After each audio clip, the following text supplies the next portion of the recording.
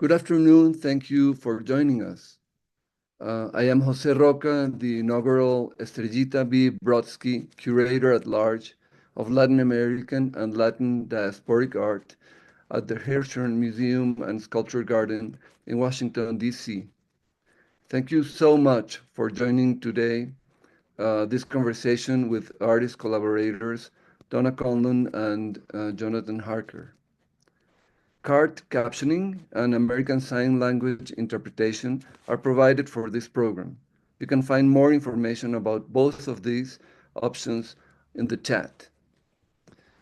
Today we will be speaking for about 40 minutes, then open to audience Q&A.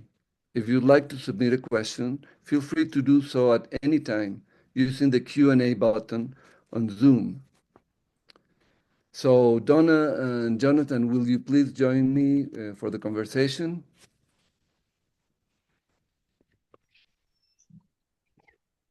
Hello. Hello, hello. Hi. In a while. Good afternoon. It's been a while.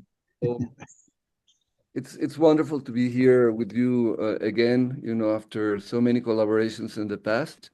So we're going to start by screening domino effect.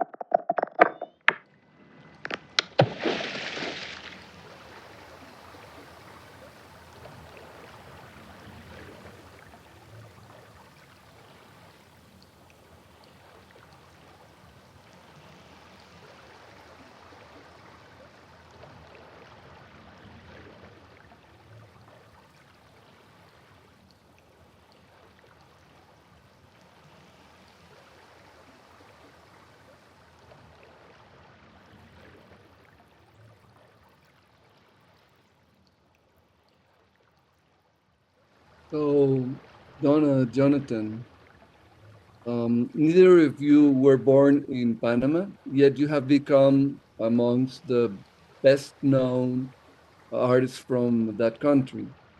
How did you end up in Panama? How did your collaboration come about? I can start with the first part of that. I grew up in the United States. I grew up in Texas. Um, Thanks to the fact that my grandparents emigrated from Mexico to the United States when that was still a thing people could do. When I was in my 20s, I moved to Panama in 1994. So half of my life, the first half of my life was spent in the United States. The second half of my life so far has been here in Panama in my adopted country. And I originally came here because my husband, who's a biologist, had the opportunity to study tropical insects here, and we came and we both really fell in love with Panama for many different reasons. Okay. What about you, Jonathan? Well, right when Donna was moving to Panama, I was leaving for college from here. I had moved originally to Panama in 1986 after living a brief period in the United States, first in New York and then in Florida with my mother. I, but I was born in Ecuador. But I started visiting Panama in 1980 because my father moved here from Ecuador, but he's Colombian. So I triangulated and in a very sort of in a in a way and wound up here just I don't know just randomly I guess. Um, And how did you meet, and when did you decide to collaborate as artists? So we never actually decided. It just sort of happened. We met in a period of time that was really interesting culturally for Panama in the early 2000s. Sort of a rebirth renaissance that I think was not unconnected with Panama regaining complete control of all of its territory, including the canal.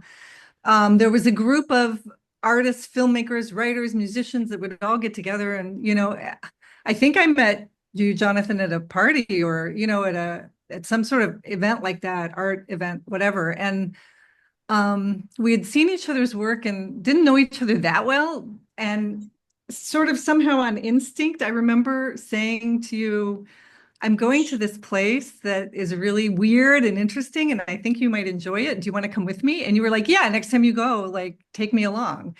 Um, and that place was this really weird, beautiful glass fabrication plant on the outskirts of Panama. So they had these mountains of glass separated by color within the actual mountains. Um, right behind that. And so it just visually was pretty incredible. So we went on kind of a field trip excursion without any particular plan. Um, and Uh, then Jonathan took his video camera. I don't know if you want to pitch in on the story, but Jonathan I had my still camera because I was taking a lot of photos at that point, and Jonathan took his video camera, and we each did our own thing. But then one of the things Jonathan did was start breaking glass and throwing glass and stuff in front of the camera. And then later we looked at that and said, oh my goodness, we have to go back and make this into a video. So it was totally spontaneous from just meeting in this environment, going someplace together and then looking at kind of the same things. I think we were looking through a lot of the same lenses metaphorically. right. And when talking about the video we just saw, um, as the progression of bricks, fall into each other as a domino, you see the urban environment of Panama. And in the 90s and the beginning of this century, Panama experienced an incredible transformation, a phase of urban development fueled by all kinds of monies. And many of your works, like Domino Effect, Urban Phantoms, or video games, deal with this devastating effect of so-called progress on patrimonial buildings and neighborhoods. What exactly happened in Panama, and how did you experience it as citizens and as artists? I think a lot of what happened in Panama during the early 2000s, the stage was set during the 90s, which pretty much began with the invasion of Panama, the U.S. invasion of Panama, which toppled the military dictatorship that Noriega was the head of. But somehow it also brought in sort of the more savage neoliberal privatizing forces. So a lot of state-run companies were privatized during the 90s. A lot of key factors were set into motion that sort of led to the sort of this frenzied sort of real estate boom, which was tied to all this building construction and which didn't pay much heed to zoning codes or to any cultural or architectural value or humanistic or value that certain neighborhoods could and did have. And so everybody was just in this huge building casino, bling, bling, bling, bling, bling, speculating, and and huge condominium towers were just springing up left and right, and they were demolishing these beautiful homes built in the 30s and the 40s, and leveling entire blocks, really. And it happened so rapidly and so ferociously that it was sort of impossible to ignore. So we started making work about it. And Donna was living. We both Donna lived. was We both living in one of lived. those neighborhoods. We both lived in this area that was sort of the heart of some really serious transformation.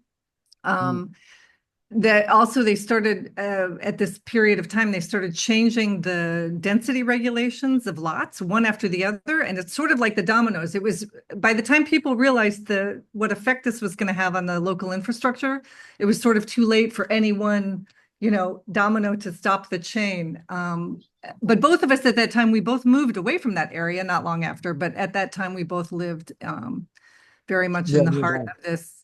And you mentioned real estate speculation, which was the main driving force, but money laundering was very important also in the out of control building. And when in 2008, 2009, when the rest of the world sort of went on pause because of the economic crisis, here it didn't hit so hard because money laundering wasn't harmed by banking regulation, but also the banks here always had very strict policies on loans.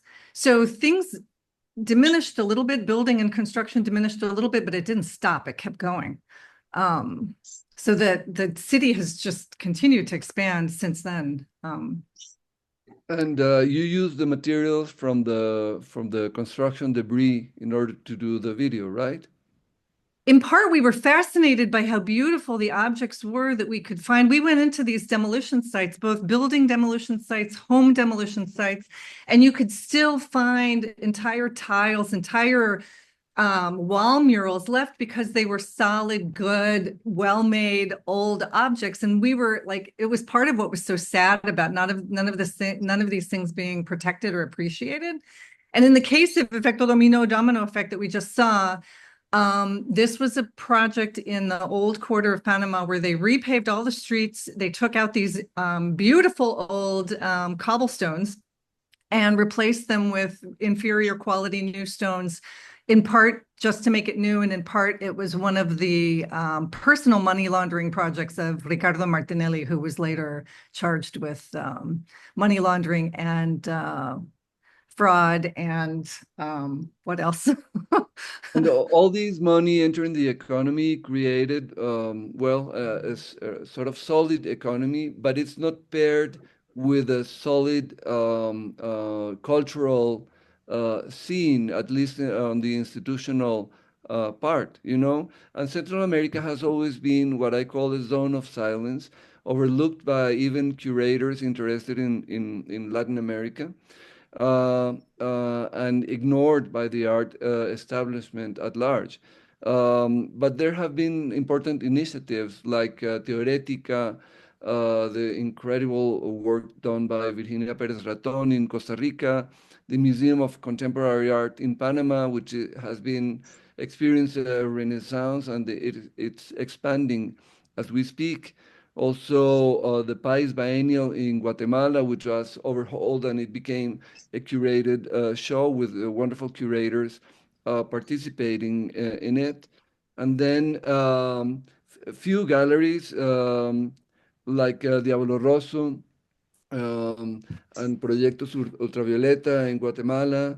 There were two biennials, the Central American Biennial and several biennials in different countries. So there have been initiatives, but somehow, you feel that there still lacks more institutional support. Can you talk about the contemporary art scene in Panama? One You thing want to I get that think one it's down?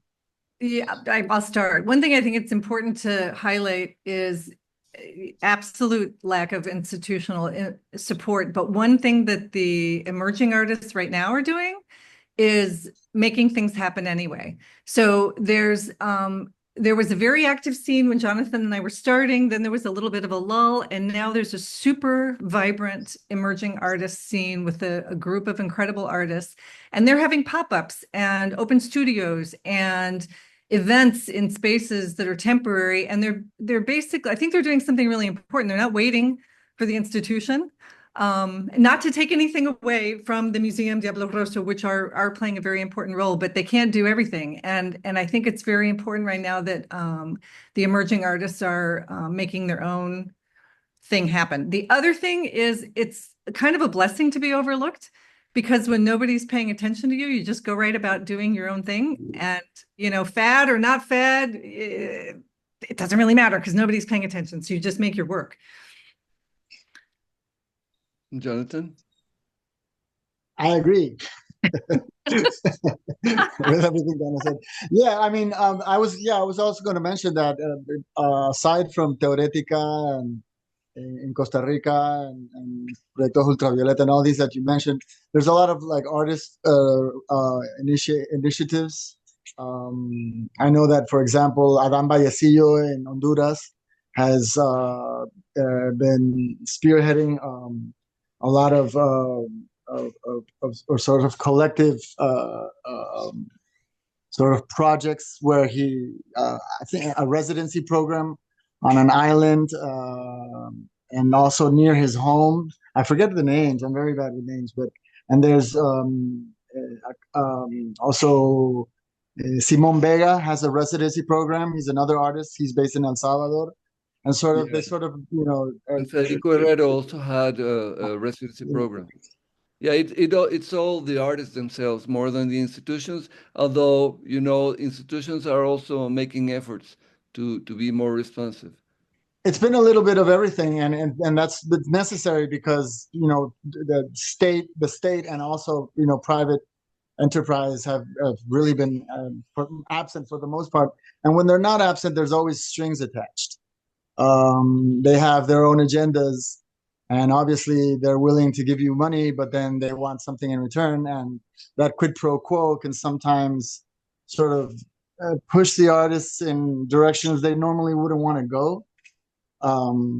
Or there's a certain bit of sort of soft censorship also associated with that.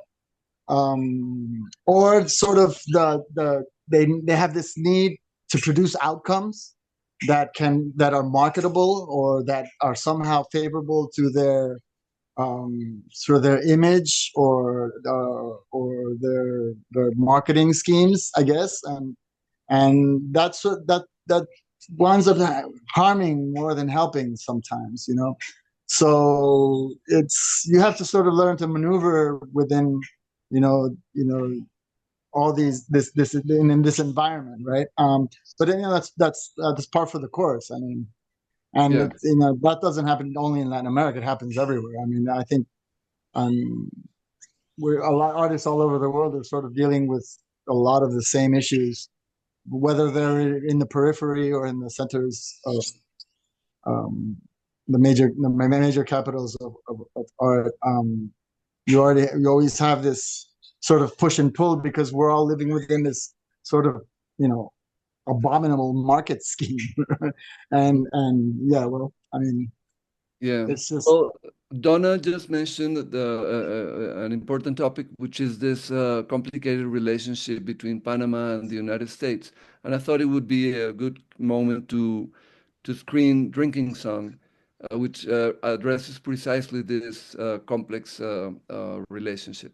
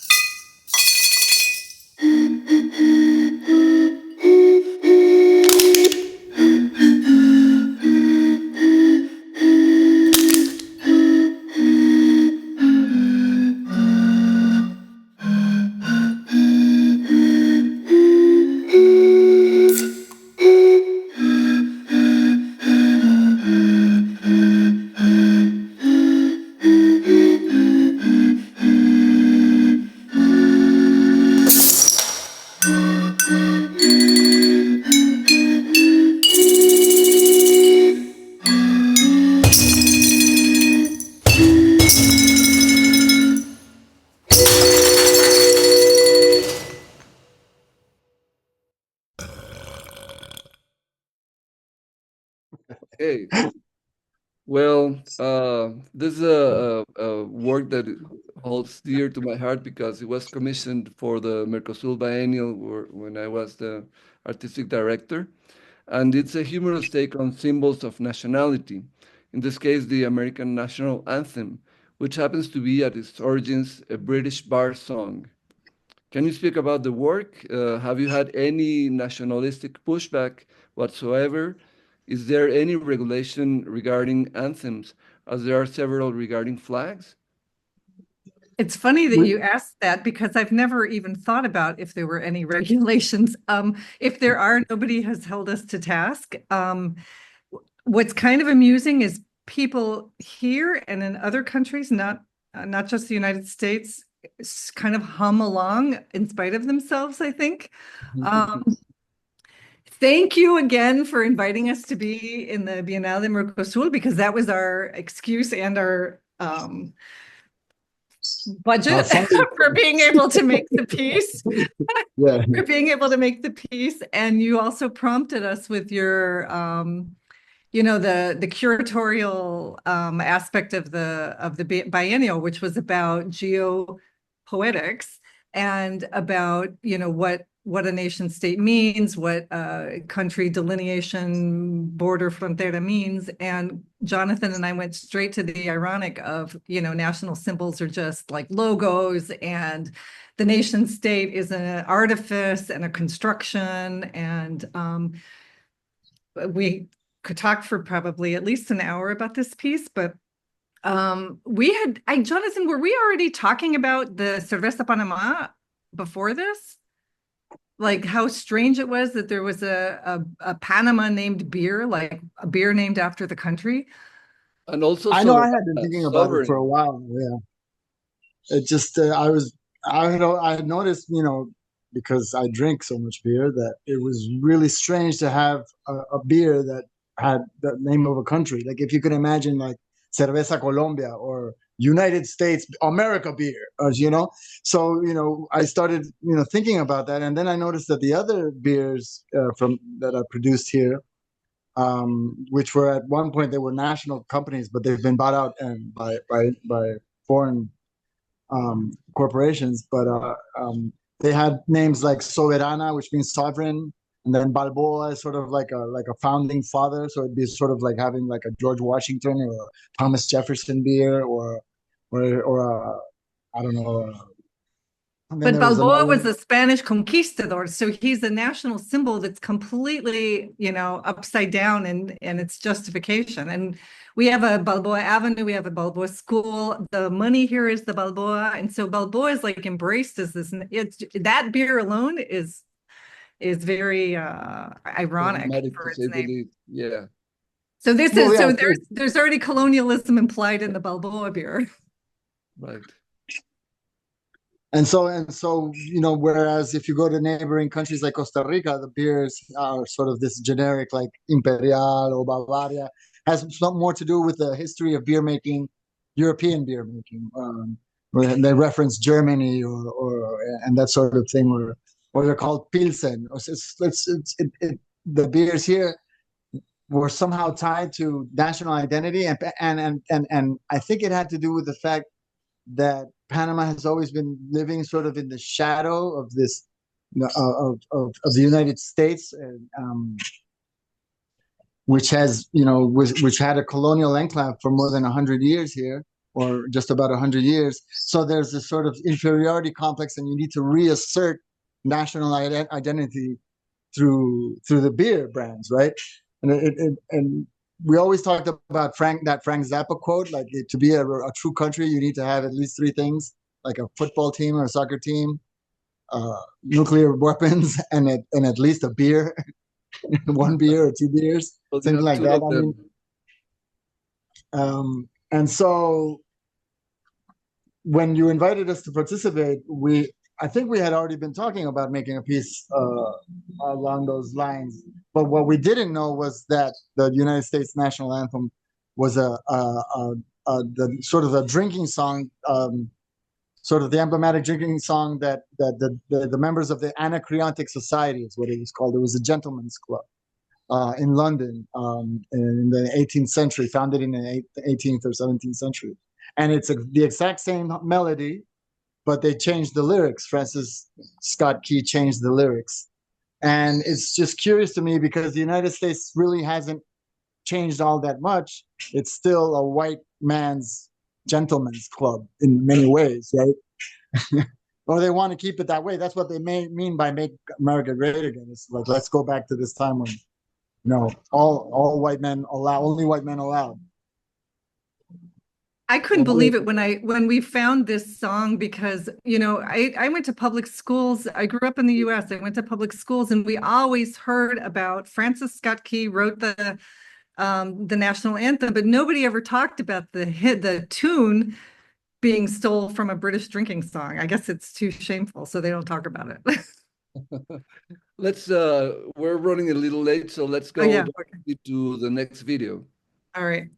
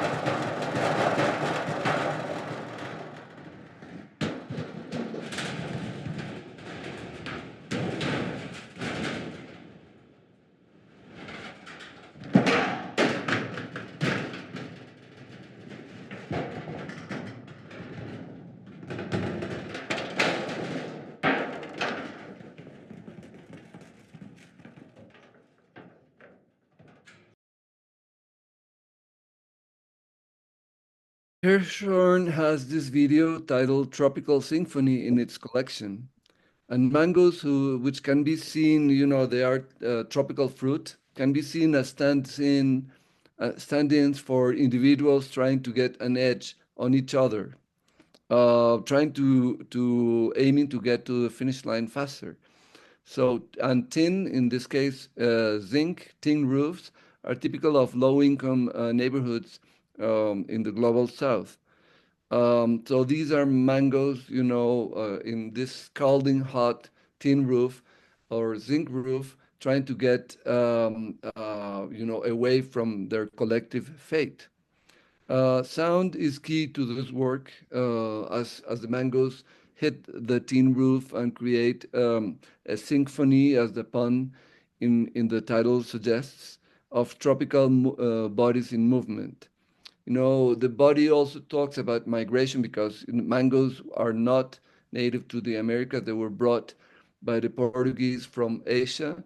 So they all talk about this bodies in movement. Can you talk about this work and how it was put together? Because it's quite a feat of production, I feel. The process for coming up with the idea was about as spontaneous and organic as our very first video. It came about during one day. Jonathan was out for a walk and saw a very sort of improvised tin roof on a building and called me immediately and said, this crumpled tin is really beautiful. We should do something, like maybe roll something on it. And I was like, yeah, okay, I'm busy, I gotta go. And then later in the day, we had a mango tree next to where we live, and there was a boom, and my twin sons both went running out to get the mango because that boom on zinc meant a mango had fallen off the tree. And so I called Jonathan right away and I said, mangoes. And that was we had conceived the piece there in between two very short conversations. And then the production, first thing that occurred to us was, getting permission to get up on people's houses and all that. And it sounded really complicated. And luckily, a friend suggested to us, what about, going out to that guy that makes sculpture with scrap out in the interior and seeing if, maybe you can use his scrap metal out there, which is what we did. So there's a very unique fellow out in Capira, a little town outside of Panama, that makes big sculptures out of chatarra, out of metal, and he rented us his zinc for $300, and we were able to go. And so the very first scene is actually filmed on a rooftop that we climbed up on scaffolding and got onto. And the rest of it, we made these little theaters, these little stages with what we could. And then it was actually one of the most fun videos I think we've ever made, because then it was just like, what can we make happen? What's possible here? How can the mango move? And there's one scene where we literally were like, oh, let's see if we can do like a skate ramp, and the sound, Jonathan, do you want to take the sound? It's not only important here, but in all the videos, but thank you for mentioning that. Yeah, the sound is more than 50% of the work a lot of the time, and in video work it's so important because since the image is this sort of two-dimensional flat thing, but what really occupies space and what gives you a lot of information about sort of weight, heft, and texture, and is more tactile is sound, because it actually it's touching you. It's vibrations through the air that eventually reach your ears and physically touch you, and it helps create atmosphere in a way that images can't on their own. And when we started working, I was sort of really preoccupied with trying to emphasize sound, to capture sound as well as possible, because I had seen so much video work that was interesting on a visual plane, but then when shown in a public space, where it has to be amplified, it was really lacking. And works that I thought, oh wow, that would have been really such an excellent piece, really fell flat on their face because the artist had really completely sort of ignored or descuidar, ¿cómo se dice? Uh, sorry, and neglect. Neglect, yeah. Neglected to pay attention to the sound. So, and we kept sort of upping the stakes with every video that we made, and so working with sound technicians during the recording, and also doing a lot of sound post-production, trying to eliminate anything that we didn't want. It's just like we would carefully frame everything. And so, for example, all you see here is just zinc and mangoes, right? And anything else is just extraneous information that doesn't really contribute to why have it be in the frame. So, for example, we were shooting next to the Pan American Highway, and we would have to sort of wait till the traffic died down, that there wasn't any like loud trucks or traffic, or if there was a plane flying overhead, we would have to wait, because that's just a distraction. We don't want it in there. And if we did happen to record it, we would work with sound technicians to eliminate those frequencies so that they're not there, because everything that's in the work, intentionally or not, is people are going to sort of try to derive meaning from it or interpret it. Why is it there, right? And if it's not your intention to have something in there, it could confuse people or distract them or take away from what you really wanted to say or imply or have people feel with the work. So so sound is really important. It's an audiovisual medium. In Spanish, audiovisual, and it's like audio is first, even though like most of the emphasis is always on the visual. But I think that's like a hint as to like, hey, if we're saying audio first, then don't forget about it. Take care of it. Pay attention.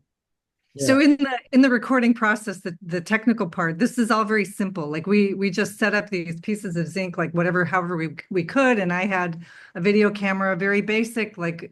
But we did have a friend who's a sound producer come with a boom microphone, and so just out of the frame of the camera there was a directional microphone, so that from the beginning we had the sound as good as possible. So that's a pretty common thing. The Efecto Domino also, there was a boom microphone just out of the frame so that the sound would just be the tick tick tick tick of the physical, so you get the physical properties of the object. And also, like, these are sound professionals, so they follow and they do this panning movement, right? So when you see the work in the space, you have the real sensation that from the bricks, the sound is also panning from left to right. So it's sort of it's a lot more visceral, the experience, and there's a lot of panning work also with this video, with the mango work, and sound is just completely spatial. It could be left or right, it could be in the front, it could be in the back, and it gives you a lot more information about what is happening that you don't perceive. A lot of people don't really think about it. It's not like this conscious thing, but anybody that's a film buff knows that sound work is just like essential to the cinema. That's why there's so much preoccupation with your surround sound and THX sound and so forth. And I think it's changed a lot. I think a lot, when we started Donna, there was a lot less emphasis on the sound part of video art. And I think that, at least in my experience, from what I've seen, it's been getting better. Technically, at least, because there's more access to equipment and to people that work with sound, just like it's a lot easier to get like a really, really amazing camera that has good optics. It's a lot cheaper and more accessible to get, really high fidelity, robust sound recording equipment. So I guess that's a good thing. You've had more than 15 years of fruitful collaboration, no pun intended, but you've also had your own careers on the side, or not on the side, in addition to your collaboration. So let's put one of Donna's videos and talk about that.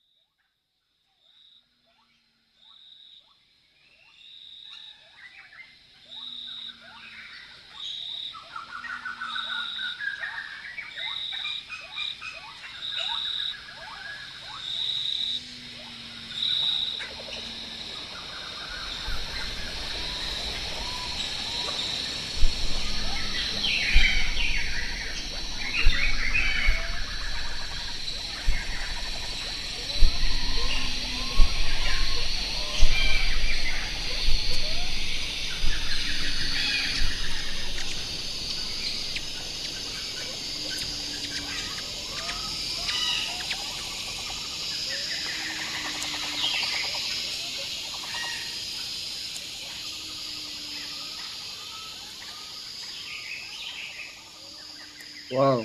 I'm always amazed when I see this work. It's one of my favorite artworks in the last, years, bar none. And yeah, you were trained as a biologist originally. Can you talk about how this project came about and how it relates to other projects that you're currently doing? Thanks. Yeah, it comes directly from having studied biology. So my individual work and the collaborations, almost always the original idea or inspiration comes from something that I see directly in life or some real life experience. And when I was studying biology, I was involved in a bird banding project, and we caught and recaptured birds and would mark them with a little bracelet, identifying bracelet, and take basic data. And it was part of this big demographic study. But oftentimes, after you got done very carefully handling a bird, it could be free to go and it wouldn't go right away. It would be sort of stunned or plain dead. Nobody seemed to know. And that was, years ago, but I remembered that image later, and I thought, this is an image for our time. The idea of a rebirth like the phoenix is what we need, what I hope for, and both in regard to us as human beings and nature and our relationship, human beings to nature. And I got back in touch with those ornithology friends from college and said, did anybody ever study this to see what the birds, what happened to the birds, what they do, what is it that clicks? And nobody seemed to know. And so I, partly out of curiosity, I thought, well, if nobody knows, then I want to try and see. So I got a super high-speed camera to be able to get very slow motion. So partly I just wanted to see what would happen in that moment. And partly I wanted to show other people this phenomenon in a symbolic way, as sort of a metaphor for possibility, and the possibility of a moment of change. And that was in 2019, and I feel like so since then it did spark refocusing on birds in particular. I've made a few other videos that have to do with birds. I feel like they're good symbolic characters for us, because people tend to be very sympathetic to them. And we have a long history in archaeological objects, in art, in design, of using birds for design and for metaphoric meaning. So this piece was sort of a beginning of a whole group of works that I've been making since then that use birds in kind of an allegorical way, similar to the idea of the phoenix. Okay. Yeah. Thank you. And I think we are just running a little over time, but let's end with a high note, but it's also a very ironical note. So can we screen the next video, please? Woo! All right. We came tonight to dance. What? We came tonight to dance. Right. We came tonight to dance. This is a little story that my grandpa used to tell me about this beautiful place called Managua, Nicaragua. This is dedicated to all my people down there in Nicaragua. This is the hour man, right? Oh, to the left and right, to the left and right, to the left and right, to the left and right. We came tonight to dance, We're gonna dance this song called Managua, Nicaragua, right?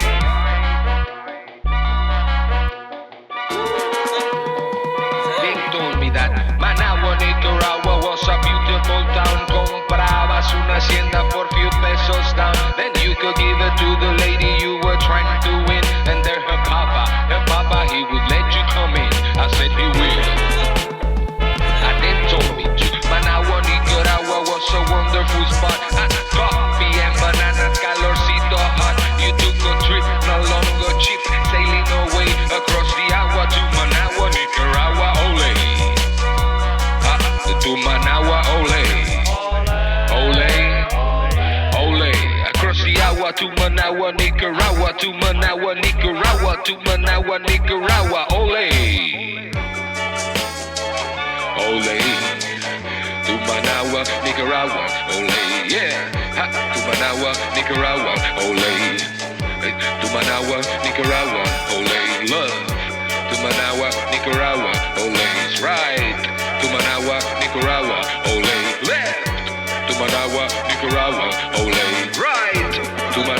Nicaragua.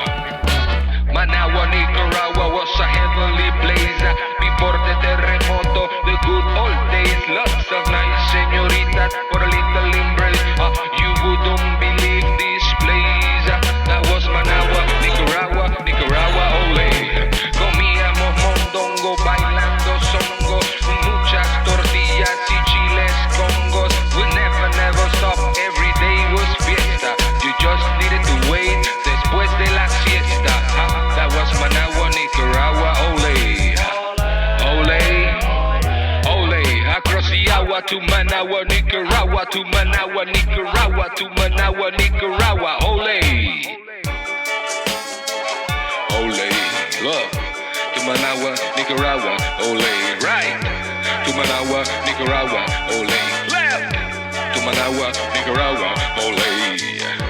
To Managua, Nicaragua. I love Managua, Nicaragua. Right. This is for all my people down there in Managua, Nicaragua. Peace.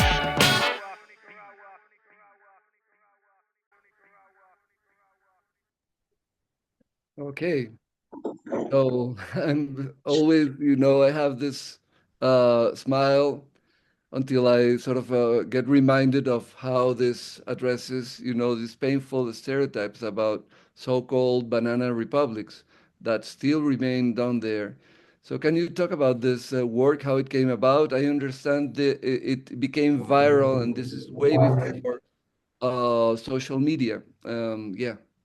Yeah, in Nicaragua, it sort of became sort of a hit. I was invited to make a work. It's sort of a response to what happens when you get invited as to a country that you don't really know that well to make a work. Like, come visit Managua, stay for a week. We'll give you a small tour, and then you have to make some sort of deep, poignant work about a place that you don't really know, and it has to be a public work. So, because it was like it was called Habitat, and it was a sort of public art exhibition,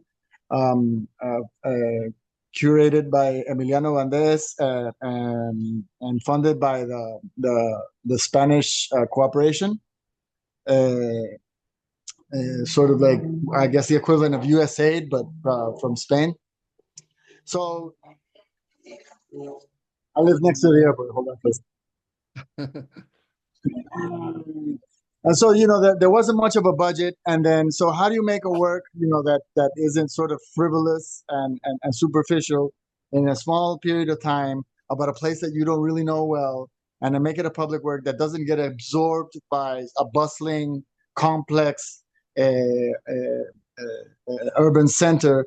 And so the answer to that was, I'm going to make a song it can occupy a lot of space, but won't require that way much of so I was able to do it within the budget, the constraints of the budget, and it could have a lot farther reach than maybe more of a sculptural or static work that wasn't going to be able to be very, big or prominent, or I wasn't going to be able to, produce this like large thing that wouldn't be absorbed by a city. Most people, when they don't see something in a city that they don't recognize, they often think it's like some sort of advertisement teaser, or they don't recognize it necessarily as art. It just gets sort of engulfed by the context and sort of either overlooked or misunderstood, and so that was the reason why I chose to make a song. And then when I was sort of investigating what song